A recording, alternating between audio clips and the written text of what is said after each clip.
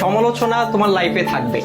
তুমি যতদিন বেঁচে থাকবা ততদিন তোমার লাইফে সমালোচনা থাকবে, অবহেলা থাকবে, অবজ্ঞা থাকবে, তুচ্ছ-তাচ্ছিল্য থাকবে। এটাই স্বাভাবিক, এটাই জীবন। তবে এই যে সমালোচনা, এই যে তুচ্ছ-তাচ্ছিল্যতা, এই যে অবজ্ঞা, এই যে অবহেলা, এই বিষয়গুলোকে খারাপ লাগার দিক হিসেবে নিলে হবে না। এগুলোকে তোমার অনুপ্রেরণা হিসেবে নিতে হবে। কারণ তুমি যখন এগুলোকে অনুপ্রেরণা হিসেবে নিবা, তখন এটা তোমার মধ্যে একটা জেদ তৈরি করবে।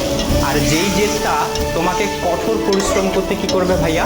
অনুপ্রাণিত করবে। তোমার কঠোর পরিশ্রম করতে গিয়ে তোমার সব ধরনের ক্লান্তিগুলোকে দূর করে দিবে। আর যখন তুমি একবার কঠোর পরিশ্রম করতে শিখে যাবা, তখন স্যাক্রিফাইসের যে বিষয়টা, এই বিষয়টা তোমার মধ্যে অটো চলে আসবে। সুতরাং এই যে, আর সব কিছুর সাথে যদি বলো যে এই যে সমালোচনা, এই সমালোচনার পাশাপাশি জেদ, কঠোর পরিশ্রম, স্যাক্রিফাইস, আর এগুলোর সাথে যখন মেধার সংমিশ্রণ ঘটবে, তখনই তোমার স্বপ্নগুলো পূরণ হবে। সুতরাং সমালোচনাকারীর এই যে সমালোচনা, এই যে অবজ্ঞা, এই যে অবহেলা, এই যে তুচ্ছ-তাচ্ছিল্যতা, এই বিষয়গুলোকে তোমরা কখনো খারাপ বিষয় হিসেবে নিও না, বা খারাপ লাগার বিষয় হিসেবে নিও না। এগুলোকে তোমরা অনুপ্রেরণার বিষয় হিসেবে নাও। এবং